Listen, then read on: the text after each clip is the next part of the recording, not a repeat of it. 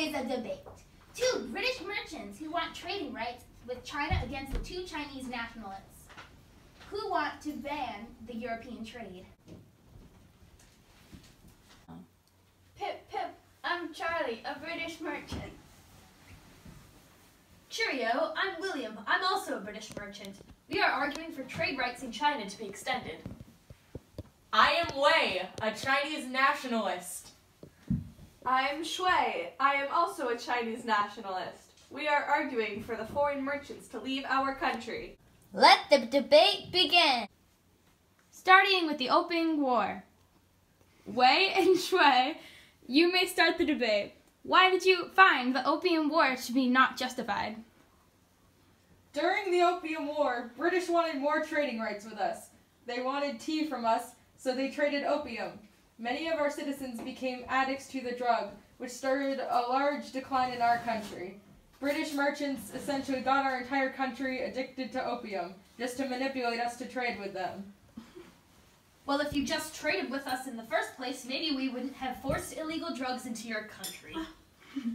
We originally used small amounts of opium in our medicine. Since so much of it, you got our entire country addicted, and that was your intention.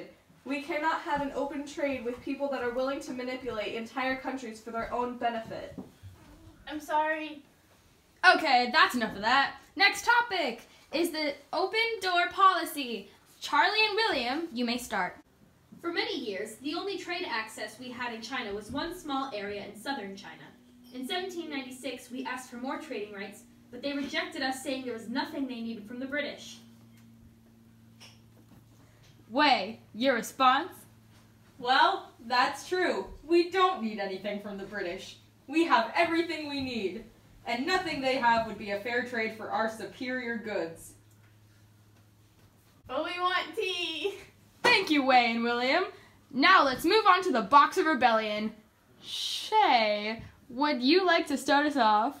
During the Boxer Rebellion, the Chinese peasants formed a secret society known as the Righteous Harmonious Fists, also known as the Boxers.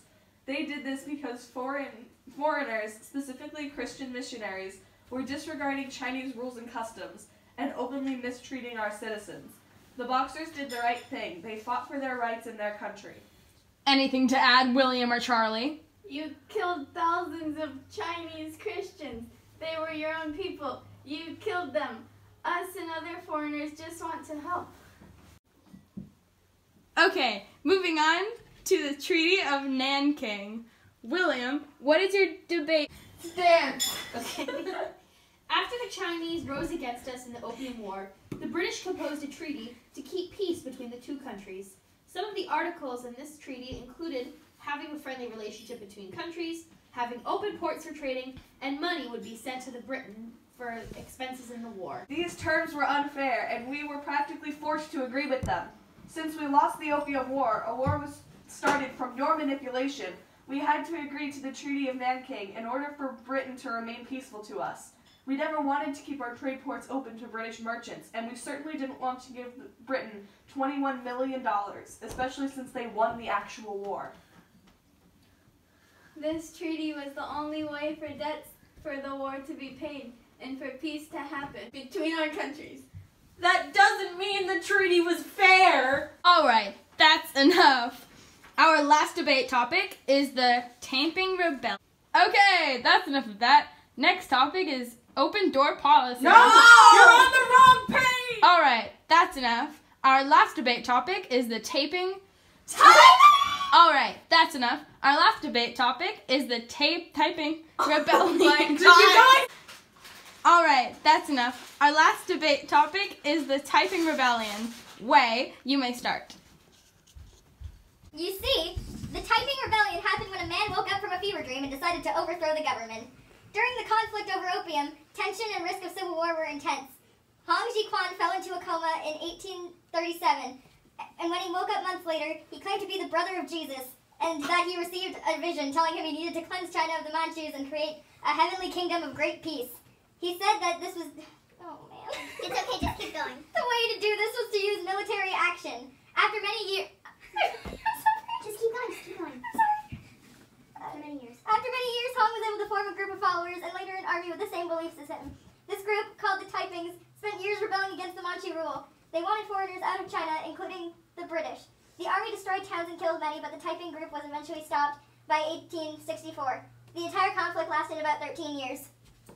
There is nothing good about this way of changing ways in a country. You said it yourself, your own citizens rebelled against your ruler and killed many people. People in that mindset should not be allowed to do anything, let alone make rules about foreigners. We were doing no harm being in China, and your own people decided to take radical and harsh actions against us without no reason. Although the Taiping Rebellion was irrational and an awful time in our country, the actions of Hong Zhiquan and his followers are not reflected on us. Just because we believe that you should not be allowed to trade in China, and Hong Zhiquan didn't believe you should be allowed to trade in China, it doesn't mean that we all have the same ideals. Thank you, Shui, Wei, William, Charlie. This concludes our debate. Bye-bye, La. Jai Squad. Pip pip! Cheerio!